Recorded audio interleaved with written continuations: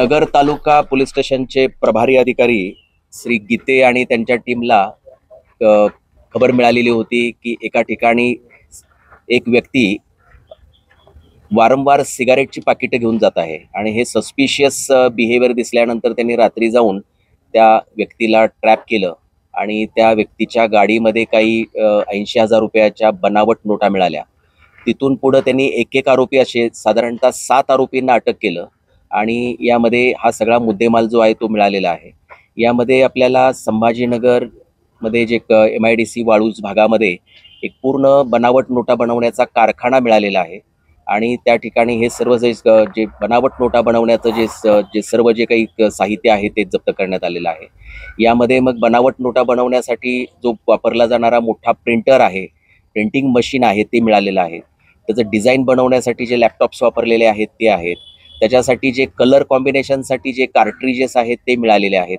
Cutter machines मिळालेले आहेत आणि याच्या व्यतिरिक्त ज्या एकूण नोटा मिळालेल्या आहेत त्या साधारणतः 60 लाख रुपयाच्या बनावट नोटा मिळालेल्या आहेत आणि 2,16,00,000 रुपयाचं बनावट नोटा बनवण्यासाठी जे कागद आणि ते जे काही मटेरियल आहे ते मिळालेलं आहे. असं टोटल साधारण 88 लाख रुपयाचा मुद्देमाल जप्त करण्यात आलेला आहे. यामध्ये आता जे 7 लोक जे मिळालेले आहेत हे एकतर डिस्ट्रीब्युशनमध्ये होते आणि यातले काही प्रोडक्शनमध्ये काम करणारे होते. अद्याप ही आपण फरार आरोपींना शोधतो आहे की जे डिझायनिंगमध्ये ज्यांची महत्त्वपूर्ण भूमिका होती.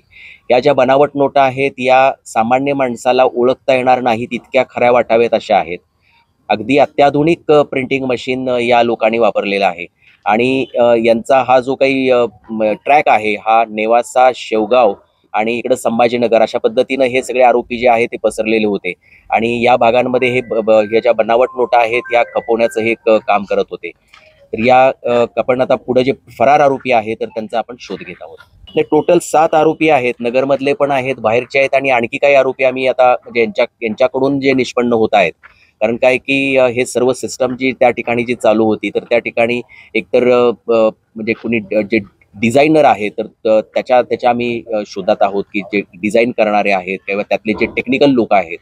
कारण इतक्या रिफाईंड पद्धतीनं त्यांनी ज्या नोटा बनवलेल्या आहेत तर आपण हे पुढं यांचाही आपण शोध घेत आहोत. साधारणतः म्हणजे आपल्याकडे आता नोंदी दिसतात मागच्या एक 3-4 वर्षापासून म्हणजे हे लोक या व्यवसायात आहेत असं दिसून येत आहे. परंतु एक्झॅक्टली त्यांनी किती नोटा बनवल्या, किती याच्यामध्ये मार्केटमध्ये आणल्या तर त्याचा आपण इन्व्हेस्टिगेशन आता करणार आहोत. साधारणतः 1 महिन्यापूर्वी एक अशीच घटना घडली. राहुरी पोलीस ठाण्यानं असंच एक रॅकेट उद्ध्वस्त केलेलं होतं आणि त्यामध्ये पण काही आरोपी पकडले, नोटा पकडलेल्या होत्या. आता यामध्ये ही दुसरी घटना आहे की ज्यामध्ये आपल्याला दिसतो आहे की अशा बनावट नोटा चलनामध्ये आणण्याचा प्रयत्न होतो आहे. तर यामध्ये आपण ह्याच्या मुळापर्यंत जाणार आहोत की म्हणजे यामध्ये नेमके आणखी कोण इन्व्हॉल्व आहेत का आणि म्हणजे ही गोष्ट म्हणजे जी काय आहे की मार्केटमध्ये आणि विशेषतः म्हणजे पानटपरीवर असेल, भाजी विक्रेते आहेत किंवा दारूच्या दुकानामध्ये आहेत की जिथं सहज या नोटा खपवल्या जातात अशा ठिकाणी चलनात म्हणजे आणतात अशा पद्धतीच्या गोष्टी दिसून आलेल्या आहेत. बनावट नोटा ज्या आहेत विशेषतः म्हणजे बँकांना पण लक्षात येतं की अशा बनावट नोटा ज्या आहेत या चलनामध्ये येत आहेत.